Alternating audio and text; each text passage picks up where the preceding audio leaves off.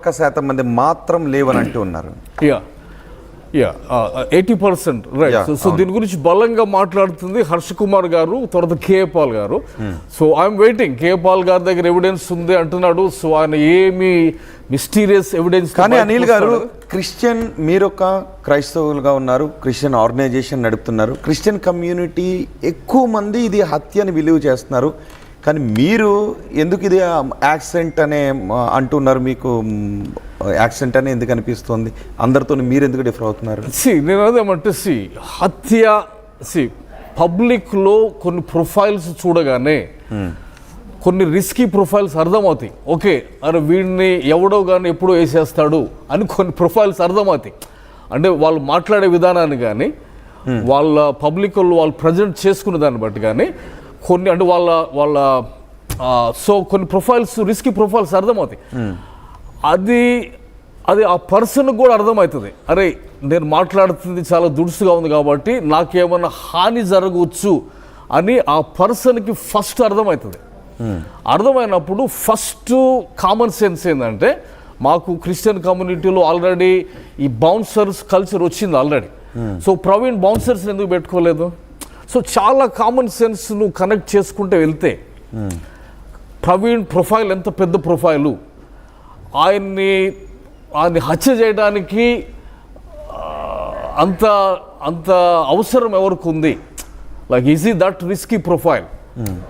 ఇప్పుడు సో అట్లా గమనించినప్పుడు, కామన్ సెన్స్ చూసినప్పుడు, ఓకే సొసైటీలో easy public figure can like easy on that kind of risk జోన్లో ఉన్నాడా? ఇప్పుడు కొంతమంది ఆంధ్రాలో వైసీపీలో ఉన్నప్పుడు కొంతమంది నాయకులు మాట్లాడేవాళ్ళు, వాళ్ళ నోటి దురుసు చూస్తేనే అరే వీడిని ఎవడో వేసేస్తాడరా అని అర్థమవుతుంది. వార్తలు చూసేటప్పుడు కూడా అర్థమవుతుంది, ఎందుకంటే వాళ్ళ బిహేవియర్ని బట్టి. సో ఆ క్యాల్కులేషన్ వెళ్ళినప్పుడు ఈయనకు అంత ప్రొఫైల్, అంత రిస్క్ ఉందా? ఒకవేళ రిస్క్ ఉందా అని అనిపించింది కదా. Personally I thought it is not so. Personally when I saw day one and when I saw all these videos, అంత రిస్కీ ప్రొఫైలా ఇది? అంత రిస్కీ ప్రొఫైలా? ప్లస్ ఇతన్ని చంపటానికి ఎవరు ఉన్నారు అవతల? వాళ్ళ బెనిఫిట్స్ ఏంటి? Sugunakar is here, Karunakar Sugunakar is here.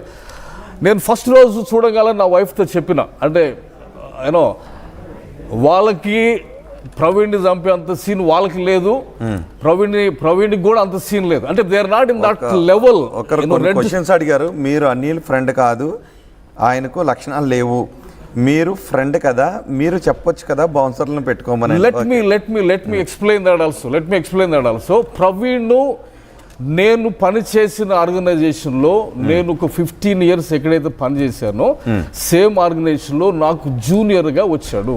Okay. So when I left that organisation, నేను అక్కడ ఏం చేశానో అనే పనులన్నీ ప్రవీణ్కి తెలుసు కాబట్టి నాకు ఆ రిలేషన్ అన్న అని నన్ను సంబోధించేవాడు. నేను ఆఫీస్కి వెళ్ళేవాడిని, మాట్లాడేవాడిని. నా ట్రైనింగ్ ప్రోగ్రామ్స్ కోసం వాళ్ళ ఫెసిలిటీస్ నేను రెంట్ తీసుకున్నాను. ఇంకోటి ఏమంటే 2018లో let me really speak this. చాలా మంది క్రైస్తవ నాయకులు వీడు ఎంత డబ్బులు తీసుకున్నా, నాకు వచ్చిన కాల్స్ అన్ని బిహైండ్ ద సీన్ ఎన్ని పైసలు మారినాయి, శివశక్తులు ఎంత ఇచ్చారు అని చాలా కామెంట్స్ వస్తున్నాయి.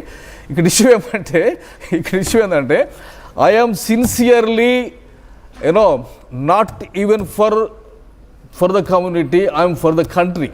Let's be very clear. So 2018లో ఫస్ట్ టైం మహబూబ్ నగర్లో ఒక బైబుల్ తగలబెడుతున్నప్పుడు నేను బయటకు వచ్చిన. ఆ టైంలో ఈ మేధావులు ఎవరు లేరు హిందూ మతం మీద. తర్వాత యూట్యూబ్ ఛానల్స్ పెట్టుకొని మాట్లాడుతున్నటువంటి మేధావులు అప్పటి వరకు ఎవరు లేరు. ఫస్ట్ టైం నేను బయటకు వచ్చి 2018లో దాన్ని నేను ఖండించి, నేను కార్పొరేట్ చర్చ్ పాస్టర్స్ అందరినీ నేను తిట్టినాను అప్పుడు. Mahasena was starting. ఆ టైంలో అప్పుడే మహాసేన స్టార్ట్ అవుతుంది.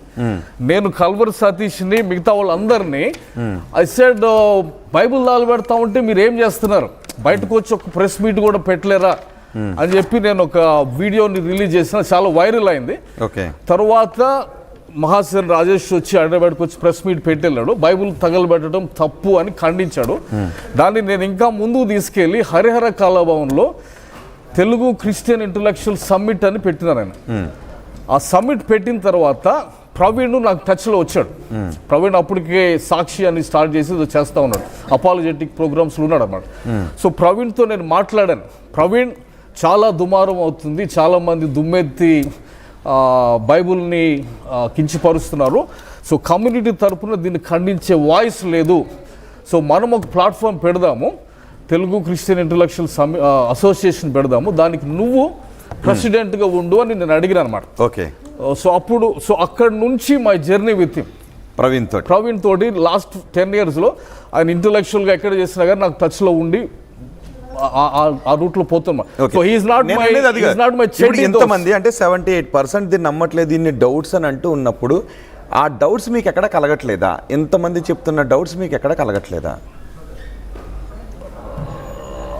అంటే see I want her wife to speak about it. నాకేంటంటే ఒక కాంక్రీట్ ఎవిడెన్స్ మనకు కావాలి. ఇక్కడ వాళ్ళ మిస్సెస్ వచ్చి బయటకు వచ్చి కనీసం ఖండించాల, ఏది మై హస్బెండ్ తాగడు అని చెప్పి. సో డౌట్స్ కంటే కూడా కనెక్టింగ్ అంటే all the common sense points అన్నీ కూడా there can be some other reason for this. అంటే దీన్ని హత్య చేశారు అనేదానికంటే ఆయన అంత వేగంతో పోవటం కానీ చాలా విషయాలు, ఇంట్లో ఏమైనా టెన్షన్స్ ఉన్నాయా, no was you going through some other related issues ఏమైనా ఉన్నాయా అనేసి వేరే కోణంలో కూడా చూడాల్సింది ఉంది. Yesterday I was watching one IAS person, mister Sunil ఒక లిబరేషన్ పార్టీ నుండి ఆయన కొన్ని డౌట్స్ లేవనెత్తుతా ఉన్నాడు. ఆ డౌట్స్ని ఖచ్చితంగా పోలీసు వారు చూడాలని నేను కోరుకుంటున్నాను.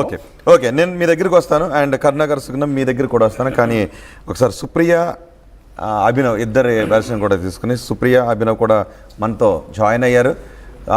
సుప్రియ అభినవ్ కూడా చాలా డౌట్స్ ఉన్నాయని చెప్తున్నారు. అనిల్ డౌట్స్ లేవు, ఇది యాక్సిడెంట్ లానే కనిపిస్తోంది, పోలీసులు చెప్పిన దాంతో ఏకీభవించాల్సిన పరిస్థితి కనిపిస్తోంది, వాళ్ళ కుటుంబ సభ్యులు మాట్లాడాలి కదా, ఇంతవరకు వాళ్ళ కుటుంబ సభ్యులు ఎందుకు మాట్లాడలేదు అని అనిల్ అంటూ ఉన్నారు. సో అభినవ్, సుప్రియ ఇద్దరితో కూడా. Hi Supriya, hi Abhinav. మీకేం డౌట్స్ ఏమైనా ఉన్నాయి? ఇంకా పోలీసులు మొత్తం ఫస్ట్ 11 గంటలకి ఇంటి దగ్గర బయలుదేరిన దగ్గర నుంచి సాయంత్రం 11:40 వరకు ఏం జరిగింది అనేది సీసీ ఫుటేజ్తో సహా చూపించారు. టాక్సాలజీ రిపోర్ట్ కూడా ఆయన మద్యాన్ని సేవించారు అని చెప్పారు. సో ఏదైనా హత్య జరిగి ఉంటుందనే కోణంలో విచారణ చేయడానికి ఎక్కడ కూడా కనెక్టింగ్ పాయింట్స్ లేవు అని చెప్తున్నారు. సో ఇప్పటికీ మీకు ఆధారాలతో కూడిన డౌట్స్ ఏమైనా ఉన్నాయి? డౌట్స్కి నేను ఒకటి చెప్తానండి, డౌట్స్కి ఎప్పుడూ ఎవిడెన్స్ ఉండదు. ఫస్ట్ ఆఫ్ ఆల్ డౌట్ అనే అంశాన్ని ఎవరైతే లేవనెత్తారో అనుమానానికి ఆధారం ఉండదు. అది ఒకటి ఫస్ట్ అది గుర్తించి. ఆధారాలు లేని డౌట్ లేనప్పుడు ఎక్కడో ఒక చోట క్లారిటీ రాదు కదా, ఇంక ఉండిపోతుంది. అంటే ఒక డౌట్కి దాన్ని విచారణ జరుపుకుంటూ వెళ్తే దానికి ఒక ఆధారం దొరుకుతుంది. ఆ డౌట్కి ఆధారం దొరకలేదు అంటే ఆ డౌట్ కాదు. నా ఫస్ట్ డౌట్ నేను ఒకటి చెప్తానండి, అంటే ఆ సీన్ ఆఫ్ అఫెన్స్లో నేను ఉన్నా, అక్కడ చూస్తున్న ప్రతి పాయింట్లో ప్రతి మూవ్లో నేను ఉన్నాను. ఆయన చనిపోయిన తర్వాత మృతదేహాన్ని రాజమండ్రి గవర్నమెంట్ హాస్పిటల్ మార్చురీలో పెట్టారు. 24 మార్చి 24వ తారీఖు రాత్రి 12:30కి ఆయన చనిపోయారు. తర్వాత నెక్స్ట్ డే ఈవినింగ్ అంటే 25th ఈవినింగ్ 6 o'clock